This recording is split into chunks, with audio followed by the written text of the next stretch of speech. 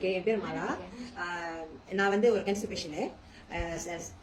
Breast cancer மாதிரி இருந்துச்சு. அது கொஞ்சம் இருக்கும்போதே நான் எடுத்துட்டேன். ஓகே, அப்புறம் 2.5 வருஷம் பிறகு எனக்கு வந்து கர்ப்பப்பையில கேன்சர்.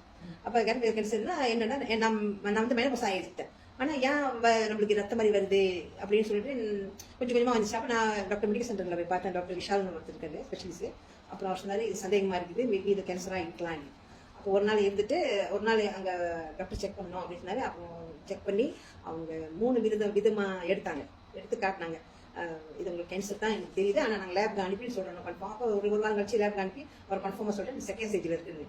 அந்த கேன்சர் வந்து அது வந்து 3 வகை கேன்சர். ஒன்று குட், ஒன்று பேட் அண்ட் குட், ஒன்று வெரி வெரி பேட். அப்போ நான் வந்து 3வது கேட்டகரியில் இருக்கிறேன், வெரி பேட். அது தவிர முட்டை மாதிரி இருக்கும், அது பரவுன்னாரு. ஸோ டாக்டர் சொன்னார் வந்து ஆப்ரேஷன் அது கர்ப்பப்பை எடுத்துலான்னாரு. அப்புறம் இன்னொரு ஸ்பெஷலிஸ்ட் வந்தாங்க. அவரும் சொன்னார், இல்லை எடுக்காதீங்க, நீங்கள் செகண்ட் ஸ்டேஜுக்கு போயிட்டீங்க. ஸோ அதனால வந்து உங்களுக்கு எடுத்தாலும் நாங்கள் கீமோ பண்ணி தான் ஆகணும்ட்டாங்க.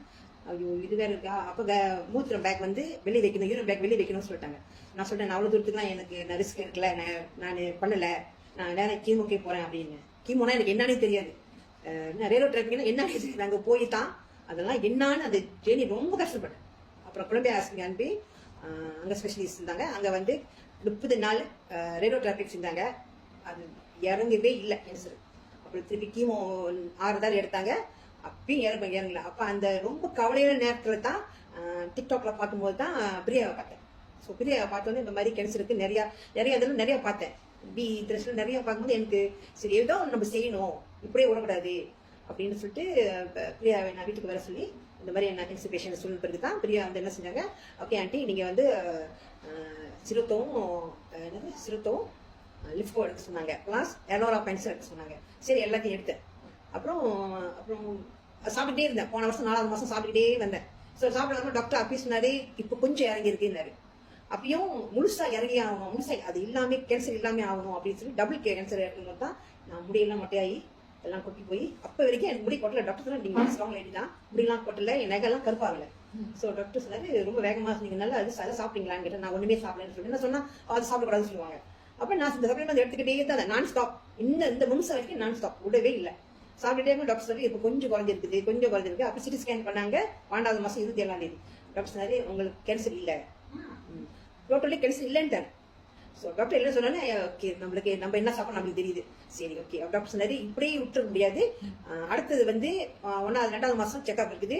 ஏன்னா எங்களுக்கு கேன்சருக்கு மருந்து இல்லை. அவர் கொடுத்த 12ஆம் மாதம் 27ஆம் தேதியோட முடிஞ்சு போச்சு. அப்போ அதுக்காகவே ஒன்றும் இல்லையே. டாக்டர் சொன்னா, ரொம்ப கவனமாக இருங்க. என்னது கவனமாக இருக்குது, என்ன சாப்பிடாம நம்ம இருக்க முடியும் அப்படின்னு சொல்லிட்டு நான் இதை தான் சாப்பிட்டேன். சிறுத்தோ, அப்புறம் லிஃப்கோ அண்ட் ஸ்பிரிலின், இது 3 ப்ளஸ் எலோரா பென்சில், இதுதான் நான் யூஸ் பண்ணேன். ஒரு நாளைக்கு எத்தனை ஷிரோத்தோ ஆண்டி சாப்பிட்டீங்க? ஒரு நாளைக்கு 2 மார்னிங் 2 நைட், இதே தான். ஒரே நான் பிரியா கிட்ட 3 பாக்ஸ் எடுத்தேன். லிஃப்கோ எத்தனை சாப்பிட்டீங்க? காலைல 1, நைட்ல 1 தான் சாப்பிட்டேன். அது தென் அஸ்பிரிலின் நான் வந்து காலையில 5 எடுத்தேன், நைட்ல 5 எடுத்தேன். ஸோ எனக்கு ரொம்ப நெஞ்சு எரிச்சல் வந்துருச்சு, எனக்கு கேஸ்ட்ரிக்லாம் இல்லை.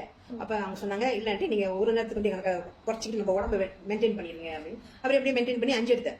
ஸோ அப்புறம் எப்படி இப்போ 7, 8 எடுக்கிறேன் ஒரு நாளைக்கு. ஸோ எனக்கு அது வந்து எனக்கு போதுமான மெயின்டைன் ஆயிடுச்சு. ஏன்னா அப்புறம் அதோடு தான் நான் சில 2 மார்னிங் நைட் இதே எடுத்து கவுகவா அடித்தேன். இங்கேருந்து 7 மணிக்கெல்லாம் நான் ஹாஸ்பிட்டல் இருக்கும்போது 5 மணிக்கெல்லாம் சாப்பிட்டேன். இவ்வளவும் சாப்பிட்டு நான் வேன் ஓடினேன். ஸ்கூல் பிள்ளைங்க எடுத்தேன், நான் விடலை. ஏன்னா என் உடம்பு வந்து அசதி கொடுக்கல எனக்கு. ஏன்னா கீமோ எத்தனா ஆட்டோமேட்டிக்காக உடம்பு அசதி கொடுத்துரும், படுக்க போட்டுரும். என்ன கையெல்லாம் எனக்கு காலையில் போனால் 5 மணிக்கு தான் வெளியாகும், கையில் அப்படி இப்படி ஆடும். பட் சித்திரம் 2 வாயில கொட்டிக்கிட்டு போனேன்னா அது என்னமோ தெரியல, அது 10 மடங்கு நம்ம உடம்புல தேங்க நிற்குது.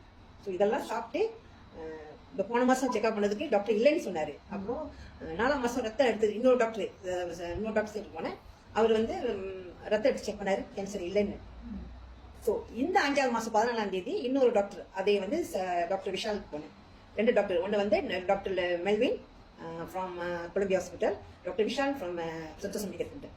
அவர் சொன்னதுக்கு உங்களுக்கு கேன்சர் இல்லை, ஸோ என்ன சாப்பிட்றீங்கன்னு தெரியல, என்ன சாப்பிட்றீங்களோ அப்படியே சாப்பிடுங்கன்ற அவர் சொன்னதுதான் எனக்கு ரொம்ப சந்தோஷமான விஷயம். ஸோ 6வது மாதம் 30ஆம் தேதி சிடி ஸ்கேன் பண்ணுறாங்க. ஸோ இது இல்லைன்னு கம்ப்ளீட்டாக ஃபுல் பாடி செக் பண்ணிட்டு அதோட 1 வருஷத்துக்கு ஒரு தடவை அந்த மாதிரி வச்சுக்கலாம்னு சொல்லி சொன்னாரு. இன்ன வரைக்கும் எனக்கு காப்பாத்துனது பிரியா சிஸ்டர்ஸ். அம்மா தான் எனக்கு பிரியா அம்மா தான் எனக்கு அவங்க எனக்கு ஒரு அவங்க பார்த்து தான் நான் எனக்குள்ள ஒரு தைரியம் வந்துச்சு, முடியும், நம்மளால முடியும். நான் உண்மையிலேயே சொல்றேன், என் கேன்சர் வந்து பொல்லாத கேன்சர் டாக்டர் சொல்லிட்டார். கடவுளை எப்ப போறாலும் கடவுளை வேண்டிங்க, கடவுளை வேண்டிங்க தான் சொல்லுவார். கடவுள் சொன்னாலே பிரியா மாட்டா. ஏன்னா அவங்க பார்த்துதான் அவங்களுக்கே இல்லாம நம்மளுக்கு இங்க இருந்து வரப்போகுது, கண்டிப்பா அது நடக்கும் அப்படின்னு சொல்லிட்டு இன்ன வரைக்கும் எந்த நிமிஷம் வரைக்கும் வரும்போது நான் வாயில கூட்டிக்கிட்டு தான் வந்தேன். Very good, very very best. கடவுள் சொன்னாலே நீங்க தான். Wow, super.